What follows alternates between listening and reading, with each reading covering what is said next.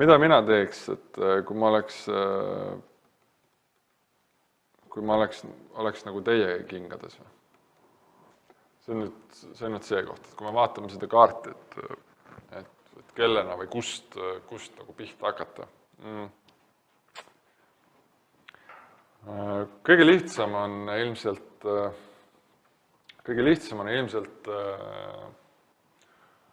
alustada jälgimisega. Ehk siis alustada jälgimisega, otsida üles kõige populaarsemad mingid mängud, siis twitch.tv-st näiteks, vaadata sealt, brausida erinevaid mänge. Kõige kiiremini ta kohe hakkab näitama sulle, kus on kõige rohkem jälgijaid. Ehk siis ta teeb väga lihtsaks sulle tegelikult selle. Ja nii kui sa seal oled klikkinud endale meelepärasele mängule, kõik mängud ei pruugi ju sinu psühholoogiaga või sinu erinevate huvidega sobida, ehk siis kellele meeldivad vägivaldsemad mängud, kellele mitte, kellele meeldivad spordimängud, kellele meeldivad mingid mõtlemismängud, strateegiamängud, et nendel kõikidel on oma koht ja nendel kõikidel oma võistlused, turniirid seal olemas, selles suhtes. Ei maksa nagu seda pelata, et võib-olla mingil mängul ei ole. Aga kui sa siis leiad selle mängu, et mine vaata siis neid erinevaid sisutootjaid, neid erinevaid striimereid näiteks. Suure tõenäosusega sa leiad ka sealt üsna kiiresti mingi turniiri, millest tehakse ülekannet. Seal on kohe näha alguses, mis on kõige vaadatumad kanalid. Ehk siis, kui sa valid sealt selle mängu, mis tulevad ju sealt vaatajate numbrite populaarsuses järjest, siis sa leiad ka sealt väga kenasti kõige populaarsema kanali.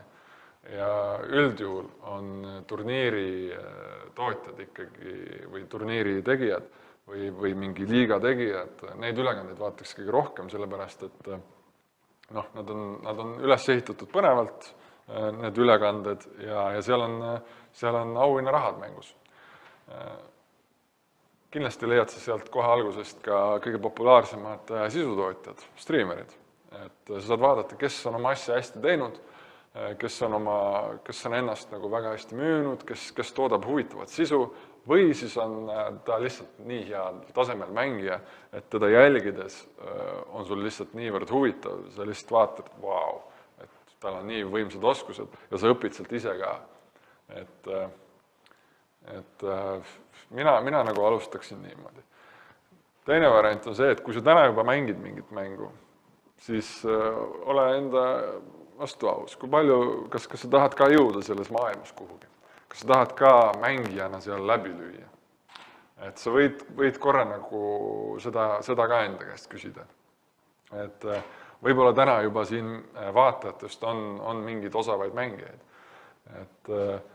Aga ma ütlen sulle kohe nagu otsa ära, et mängijaid on meeletult palju. Konkurents on väga tihe. See, mis nagu teeb sind teistest nagu parema mängija, on maht, kui palju sa siis treenid või grindid või kui palju sa sinna siis nii-öelda aega paned, kuidas keegi nagu seda tahab enda jaoks öelda. Ehk siis see, kui palju sa sinna nagu aega paned, kui palju sa sinna nagu oma isiklikku aega panustad, täpselt nii heaks sa ka saad. Ja siis on seal küsimus, et kellega sa koos mängid. Või ole, mis mängudistsipliini või millise platvormi sa nagu võtad, millise mängu sa nagu valid. Aga kellega sa nagu seda koos mängid? Kas sa mängid endast parematega või sa mängid enda sama tasemega või sa mängid endast kehvematega? Kui sa mängid endast kehvematega, siis sa jäädki sinna. Sa võid neid tassida, aga suure tõenäosusega sa jäädki sinna. Et paremaks saada, sa pead kogu aeg mängima endast tugevamate vastu. Siis sa jõuad kuhugi. Kui sa jääd nagu samale tasemele, siis sa ei jõua tegelikult mitte kuhugi. Ehk siis sa pead kogu aeg vaatama, kes on sinu ümber nagu. Ja kellega sa koos nagu mingeid asju teed, kellega sa suhtled, kellega sa seal nagu lävid ja sealt nagu läheb see asi edasi. Aga mis ma pean nagu ära ütlema, on see, et sa pead panema ikkagi mingi 2000-3000 tundi kindlasti mingisse mängu, et selles heaks saada. See lihtsalt on nagu reaalsus täna. Et siis nagu sa saad osata nagu hinnata, et kui palju sul on nagu mõtet veel sinna panna ja kas sa tahad nagu sinna panna. Eestis on üsna raske läbi lüüa selles suhtes. Et see ei ole üldse lihtne. Ja ma ei ütle, et teistes maades on nagu lihtsam. Lihtsalt seal on, teistes maades on organisatsioonid on tugevamad.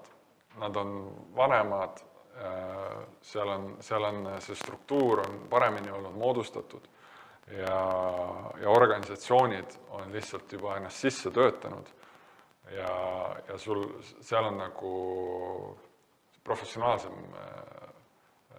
organisatsioon. Et kui sa oled tõesti nagu hea mängija, siis tegelikult see ei ole vahet, kus sa tegelikult elad, aga lihtsalt kui võtta seda, et kellega sa koos nagu mängid ja kus sa nagu tahad nagu Eesti pildis või kuskil läbi lüüa, siis Eestis on see kindlasti nagu raskem teha. Et meil vaikselt need turniirid on hakanud minema paremaks, taseme poolest ka paremaks, et siin toimetatakse, siin läheb paremaks, aga mängijana kindlasti läbilöömine e-spordis on tohutu vaev ja tohutu aeg, mis on vaja sinna panna. Sa võid olla talendikas kindlasti ja siis on sul lihtsam, kui sul on talenti, loomulikult, sul on lihtsam, sa ei pea võib-olla nii palju tunde panema kui see, kes alles harjutab, eks. Aga väga palju on lihasmälus, et lihasmälus, millal teha õigeid otsuseid ja täpseid otsuseid, ja see nõuab seda vilumust nii-öelda. Ja järjepidevust loomulikult, et muud moodi see ei tule, et kui see järjepidev ei ole, siis ei tule. Aga kus sa veel võiksid alustada täna e-spordi maailmas on see, et sul on võimalik ise korraldada neid turniire. Et seal on küll nagu, seal on tegelikult üsna lihtne alustada, kui aus olla. Et mis sa vajad, on see, et sul peab olema teadmine mängust, sinu tiimis nii-öelda, kellega sa koos seda korraldad. Sa võid ka üksi seda korraldada, kui sa sellega toime tuled.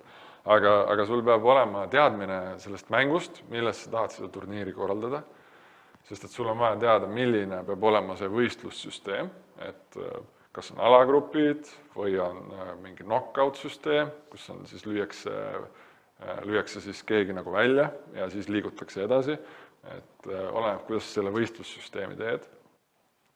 Ja sul peab olema teada, et kuidas see mäng käib, eks, et kuidas ta on põnev, kuidas seda nagu teistele võib-olla kajastada.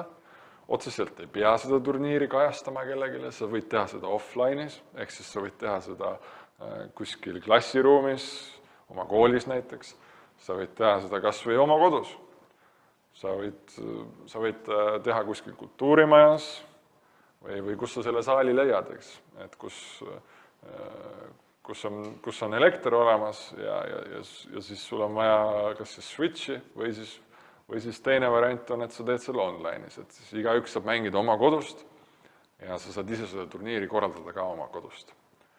Et täna on juba sellised platvormid olemas internetis, kus sa tegelikult ei pea enam eraldi veebilehte tegema. Sa lihtsalt, ongi näiteks Faceit, eks ole, väga lihtne variant, et sa saad seal korraldada turniiri. Ja nad pakuvad erinevatel mängudel juba turniiri korraldamist, et lihtsalt turniir avatuks, jagad seda näiteks kuskil Facebookis, palun registreeruge ja ongi olemas. Nüüd on teine väga tähtis asi, et kui sa tead, mis mäng see on, millest sa tahad teha, siis sul on vaja ka teada, et mille peale need võistlejad mängima tulevad. Ehk siis niisama kuulsuse peale ilmselt täna enam eriti ei mängita. Ehk siis lihtsalt, et respekti saada, et ta oli kõige parem selles. Et selle peale ilmselt välja ei tulda enam. Ehk siis sul peab olema mingi auhind peab ka olema, mille peale siis mängitakse. ja kui sul on nagu auhind teada, mäng teada ja võistlussüsteem, kus sa seda teed, kuidas sa seda teed, siis sul stardiks ongi see juba olemas. Sul on vaja teha selle natuke reklaami, selle jaoks on olemas sotsiaalmeediakanalid, kus saad seda tasuta teha ja kui sa tead, nagu, kus teha ja kuidas teha, et nii lihtne see tegelikult ongi. Aga loomulikult detailidesse minnes, seal tuleb asju, et kui hästi sa teha tahad, et mida paremini sa teha tahad, seda raskemaks ta läheb, eks. Kust veel on hea alustada, kui ma oleks teie kingades, siis on striimimine. Striimimise jaoks on sul vaja arvutit või siis mängukonsooli. PlayStationi või mingi Xboxi peal on kindlasti seda lihtsam teha, sellepärast et kui sul on olemas hea internet, siis ta toodab sul selle pildi juba piisavalt hästi ise. Kui sa teed seda arvutist, siis on sul vaja natuke teadmisi, kuidas seda striimi toota, aga täna on selles suhtes võtta YouTube lahti ja kirjuta how to stream, eks, ja sul tuleb videoõpetus, erineva tasemega videoõpetused tulevad sulle sealt, et kui hästi sa seda teha tahad. Tuleb minutiline video või tuleb 20-minutiline video, et nii igale maitsele nii-öelda, kuidas toota striimi, variandid on olemas. Google'isse kirjutades ka sa leiad selle väga lihtsalt. Isegi eesti keeles kirjutades, kuidas striimida või mida iganes. Aga selle jaoks sul peab olema hea arvuti. Või siis, kui sa tahad nagu veel paremini seda teha, siis sul võiks olla 2 arvutit. Üks, mis toodab seda striimi, ja teine on see, mille peal sa mängid. Aga ei pea olema tingimata. Võib ka ühega teha. Aga kui sa oled selline karismaatiline, sind on huvitav kuulata, sa mängid hästi, või siis sa lihtsalt oled äge inimene, siis sellest juba tegelikult piisab. Seda meeldib inimestele vaadata, kui sa oled hea suhtleja ja kui sa oled selline, kellele meeldib anda nii-öelda. Et kõik need omadused on head. Et tänapäeval vaadatakse kõike, isegi ka seda, kui sa ei mängi. Et kui sa lihtsalt chillid arvutis ja ma ei tea, teed kokkad või mida iganes, ka selliseid asju vaadatakse, et kes maalivad ja kes joonistavad, eks, et muusikud ja nii edasi, aga kui nagu e-spordi mõttes, siis pigem sa võiksid ikkagi mängida midagi, kui sa tahad nagu sellest süsteemist osa saada. Need oleksid, ma arvan, need kohad, kus nagu mina võib-olla alustaks, kui ma oleksin teie. Nii.